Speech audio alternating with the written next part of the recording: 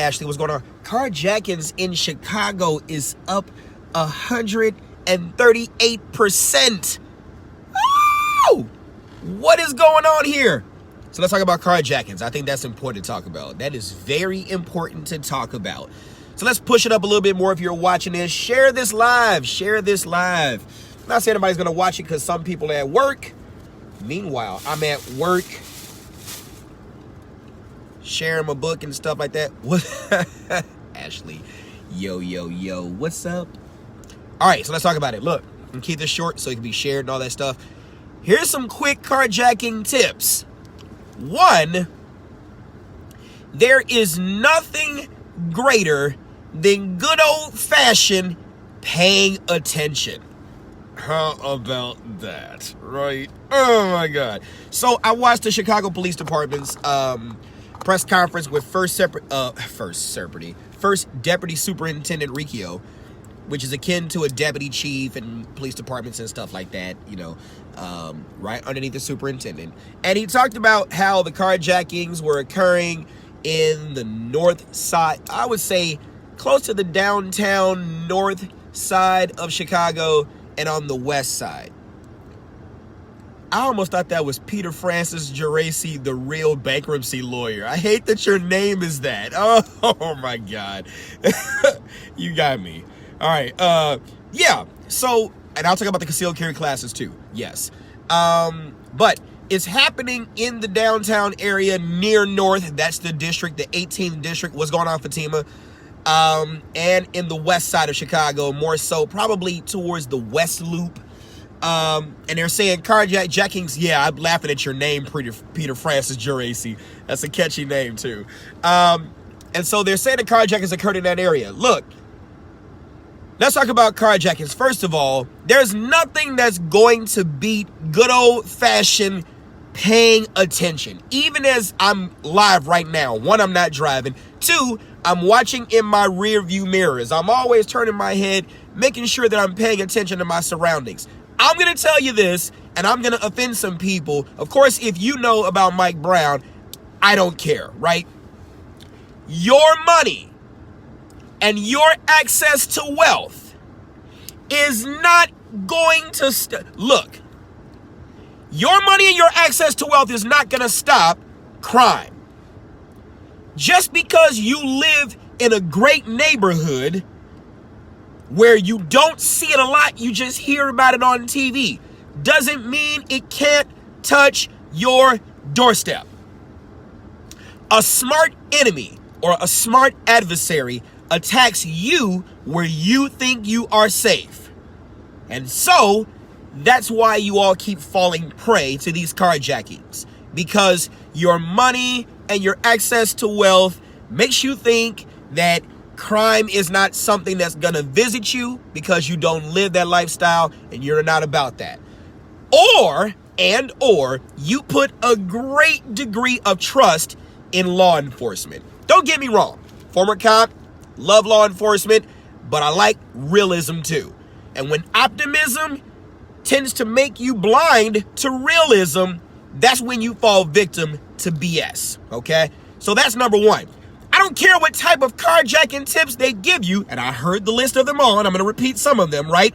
The number one thing they never told you to do, and if they did, I apologize, correct me, they didn't tell you to pay attention. There has to be a great degree of paying attention.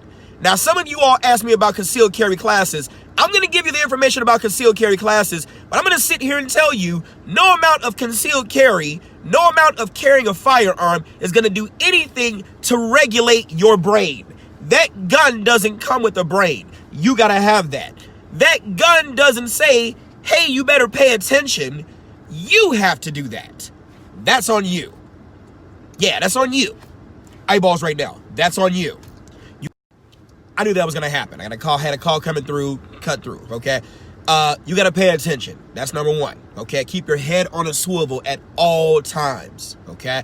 It's nothing. It takes you nothing but a fraction of a second when you're doing something to have it in your mind to break eye contact and look left, look right. It's a healthy degree of paranoia. Yes, it's a shame that we live in such a world where we have to do this. Shut up. You do. You do. You do. Okay? The ounce of prevention, right, is worth a pound of cure, right?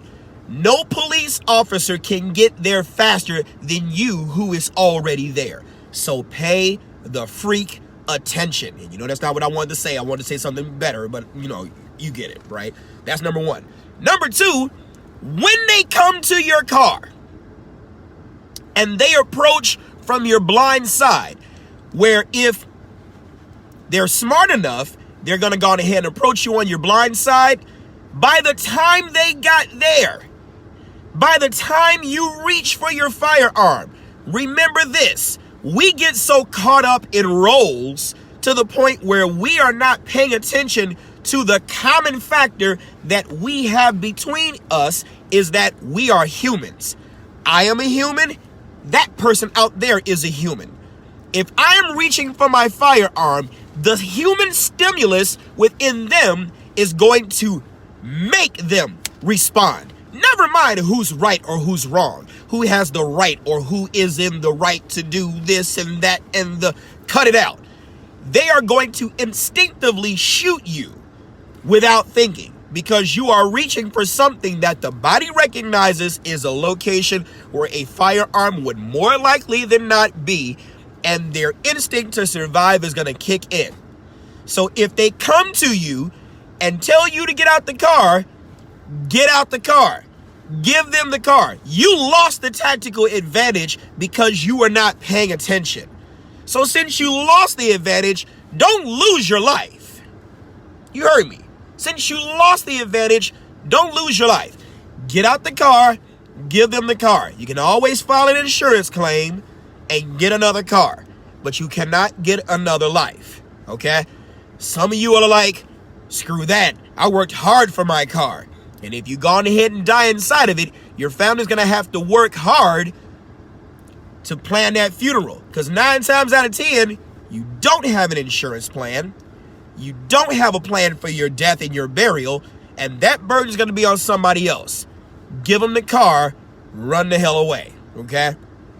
Also, when you're driving, pay attention to when you approach stopped cars. Pay attention to when you approach stop lights, stop signs. Stay away from the curb because you have no way to maneuver depending upon the height of your car. If it could jump the curb, and now if you got a truck, hey, go right ahead. But if you got a car, look, you always need to approach that car in front of you to where you can see the wheels of the front of the car in front of you. You need to be able to maneuver. Stay on the inside lane. You need to be able to maneuver to the other lane of traffic so that you can get out of that jam in the event someone is approaching in a manner that is suggestive that they are trying to carjack you. Do not open your windows for people begging for money. That's another way that they get you. Look, you all can say, oh, Mike, you're not being sensitive to the homeless. I think you're confusing the why, right? We're not being mean for the purposes of not paying attention to them. You have to be selfish before you are selfless. That's it. I'm sorry. I don't care about your feelings when I teach. No true instructor cares about your feelings when they teach. So I'm not going to lend any weight to how you feel about what I say. I don't care. Because if you're dead, you won't feel anything. Rigor mortis, algor mortis, and liver mortis will take hold, and that will be something that other people will have to address while you can't feel anything at all. So I don't care. Okay? Also, when you're being pulled over by the police, officers, you need to pay attention to the fact that I'm going to instruct them, as smart instructors would, go to a well-lit, populated area. That way it's for your protection and for the officer's protection too. Officers, if you get mad because I'm telling them this, that just means you're untrained. You need to check your feelings, okay? Also, another thing that they're doing is this. They're bumping into the back of cars, right? And because you guys place the value of your car. Okay, I'll come see you, Javon. Because you all place the value of your car heavier or higher than the value of your life, what are you going to do? You're going to get off, you're going to pull over, and you're going to get outside and you're going to check the damage. Never mind the fact that your car is still working. Never mind that, right? Never mind the fact that you know you've heard of these stories that has happened, and you still pull over anyway. As soon as you pull over. Now, you can look at the car and tell that the car is a POS, right? Piece of caca. You know what it is, right? But you get over in your nice car, and you pull over to assess the damage. Look, if that person really cares about their car like you care about yours, immediately call 911, let them know there was a traffic accident with no injuries, give them the location of where you were when the accident occurred, and tell them to direct you to the nearest police station. If that person cares about their car, they're going to follow you to that police station. I'm sorry you have to do it, but it has to be done. Some of you don't want to leave the accident scene because your insurance company has told you don't leave the scene of the accident because the police officers need to view the accident where it occurred to determine fault. That becomes a trap. If your car is drivable, continue to drive. So, come on now. What more do you want me to tell you? Stop. Look at the scratch. Some of these traffic crashes I've responded to. Some of these ones that I've viewed on the side of the road, I'm like, you really stopped for that. You really stopped for that little thing right there, little scratch. Oh, you never know. I just bought the car and stop. Cut it out. That's the trap. I'm telling you, a smart adversary attacks you where you think you're safe. And please don't think that was the white voice, because there's black folks and other races that talk like that too. Don't get offended, right? I'm just saying the value of property versus your life. Stop placing value of your property over your life. A smart adversary attacks you where you think. Attacks you where you think you are safe. Come on, it's not worth your life. Not worth your life at all, okay? Also, don't get into a road rage over that incident. If they want to take that car, let them take that car. Do not pull out your firearm trying to defend property. There are several factors in that too. One, you know you've probably only been to the range. You probably have not brushed up on your firearm skills. Just because you carry the firearm and just because you go to the range, if you do that, how many times you do that, are you prepared for that armed conflict under stress? Are you prepared to defend yourself against a carjacking ring? Are you prepared to deal with the consequences of if that bullet misses your intended threat and goes to someone else and strikes an innocent bystander? Are you prepared to deal with those consequences? Saying something 1,000 times is not the same thing as doing it once. Are you prepared to deal with that? Have you properly trained under the emotional stress and the physiological and psychological stressors that's going to happen in that given situation? Have you done that? If you have, cool. Then you're smart enough to know, yeah, I know what I can do in this given situation, but is it something that I should do? And if this is something that I should do after I do it and my adrenaline calms down, how am I going to feel afterwards? Can I be able to stand up? Remember, I talk about this in class all the time. Reason, right, reasonable. If you're writing stuff down, break out your pens and papers. This is the last lesson I'm going to talk about, and I'm going to talk about the concealed carry class, and I'm out of here.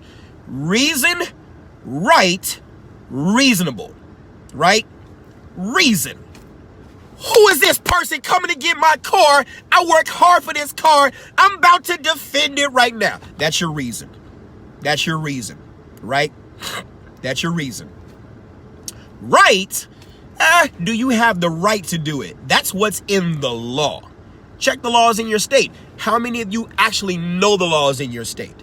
And then Is it reasonable? That's the litmus test of society.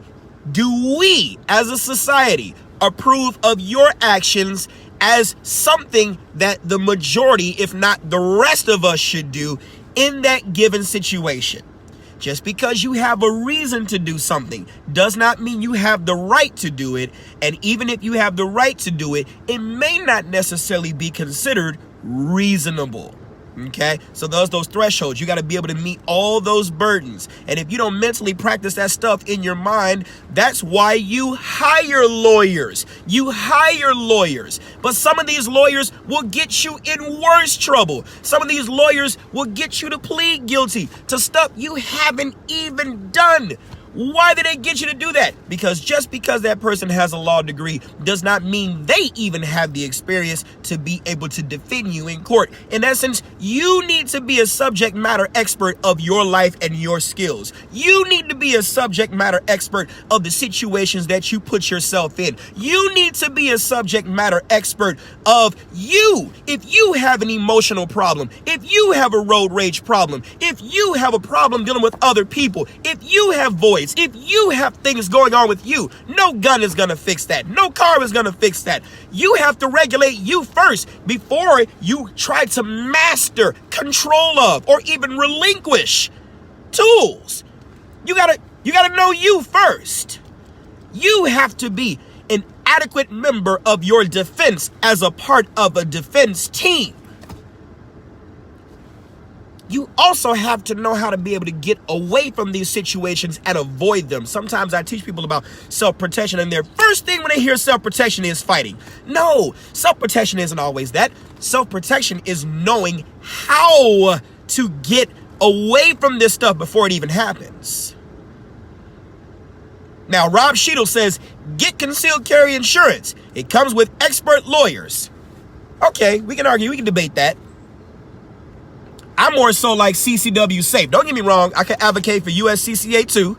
I think they both have products that serve their purposes, but I like I like CCW Safe, because CCW Safe will also work with you after the incident and not necessarily be insurance. Insurance happens after everything is over with. I want something to help me if I get into that situation. But the wonderful thing about CCW Safe is a lot of the members aren't looking to get into incidents. Oh, I can't tell you how many times when I go through can shoot versus must shoot in my concealed carry classes, which is coming up next, right? As soon as I talk about a situation, bow, let a person come through my house, it is on. Oh my God. And as soon as you pop, yeah, that's the ending of that person's problems and the beginning of yours. To where when it's all said and done, you're wishing you would have did something different. You're wishing you would have did something different. That's this. Look, General Mattis said it best. The best weapon is the 6 inches between your ears. And that's your brain. That is your brain. And I will do more can shoot versus must shoot. We will do more of those. We will do more of those. We will. I promise. I promise you. I promise you. I promise you. I'm going to start going live more and just doing can shoot versus must shoot scenarios. It's going to make me work. That's fine. I'm cool with that. Okay? I'm cool with that. Because there's a lot of these situations, people don't really understand the difference between can shoot and must shoot.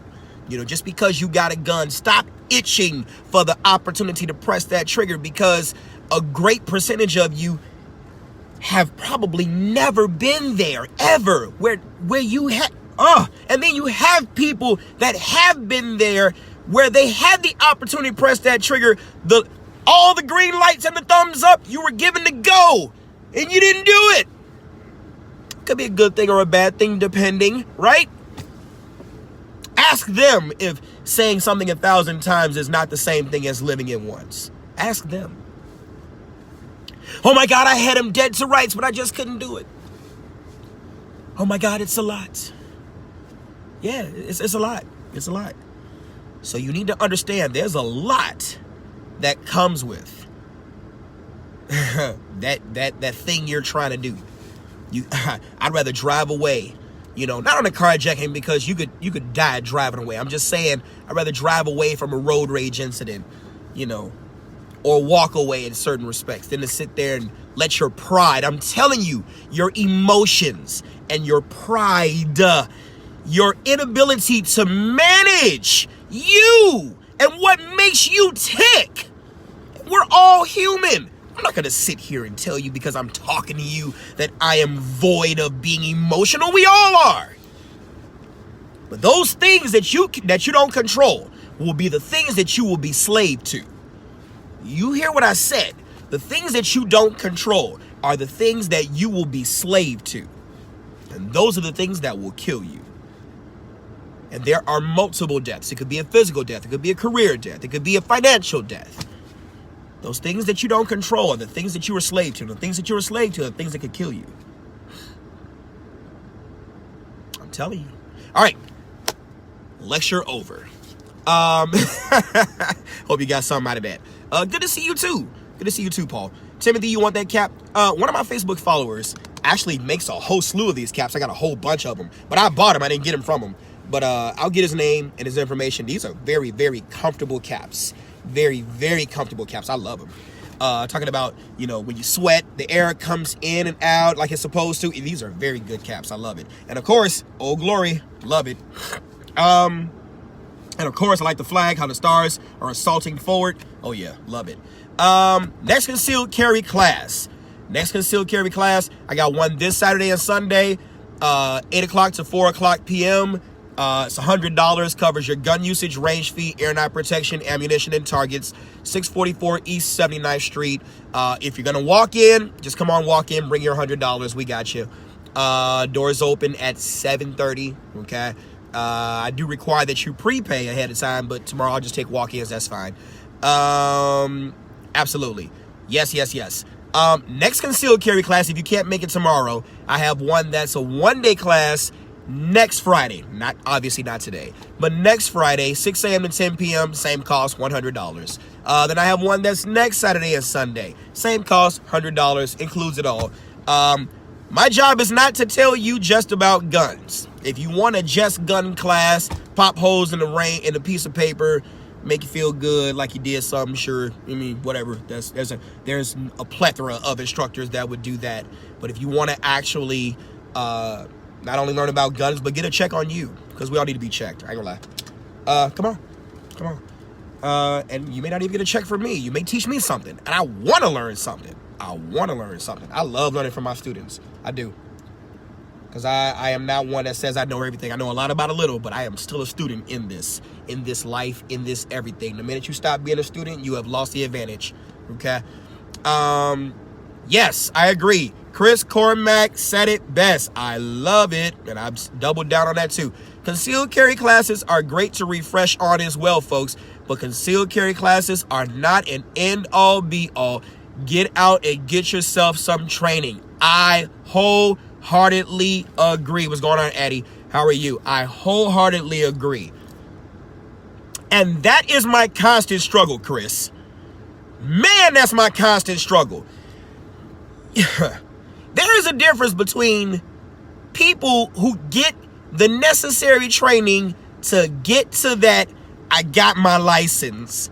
And then there are people who go beyond that training to get more stuff, to continue to refreshen the mind and the body for that time they hope never comes. Man, I cannot, Chris, thank you for that. You are absolutely correct. So yes, concealed carry classes are important. It's a great foundation, okay? But you definitely need to get more training, okay? Definitely. All right. Frequan Bland. After you take the class, how long do you have to wait to carry? It depends on when you apply. Typically anywhere from 3 to 4 months. Could be less, could be more. Depends on the state. And we live in a gun-loving state physically, but politically a gun-hating state. Welcome to Illinois. Mile after magnificent mile of carjackings, bullet wounds, casings, I don't know, I don't know. You get it. I already got my concealed carry class, and I want to take your class. Well, thank you, Frank. I appreciate that. Come on through. You can teach me something. I can learn something from you. You know, that's how I love to do that. Okay, I'm out of here.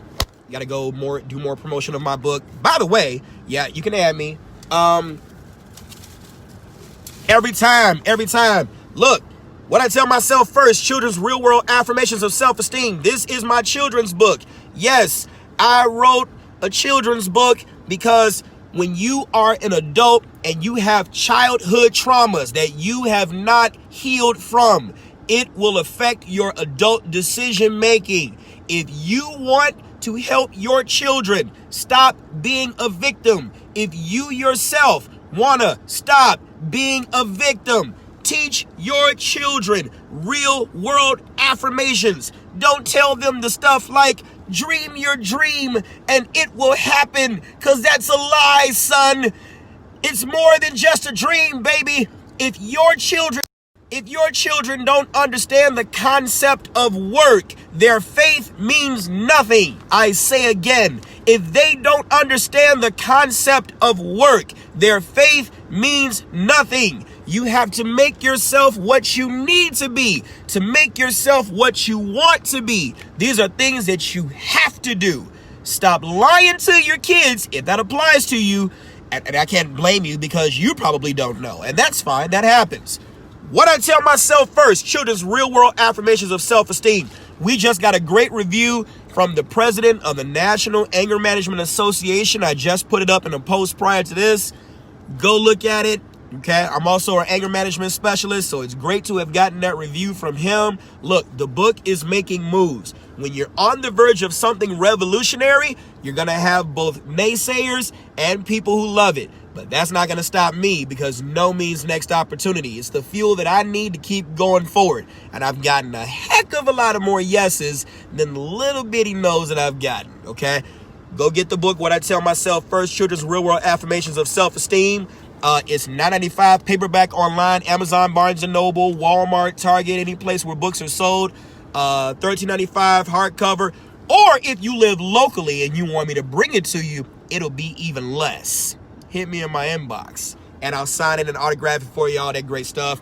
I am available for speaking engagements, graduation ceremonies, but I'm gonna tell you, you want me to come out to your graduation ceremony, speaking engagement, don't live in your feelings, because I'm sorry, any doctor has to bring about some sort of pain to bring you to that healing that you need to have. Because all this time you've been having people tell you what you want to hear instead of what you need to hear. And I'm gonna be that person that you're gonna want to smack the bleep out of. But you can't deny what I'm saying, baby. Because I'm telling you, I'm not an author by trade. I'm an author by trauma. I live what's in that book. Okay. And it's not about being perfect, but it's definitely about being you. And it's definitely about being okay. And it's about being perfect for you. Okay? Love y'all. Take care.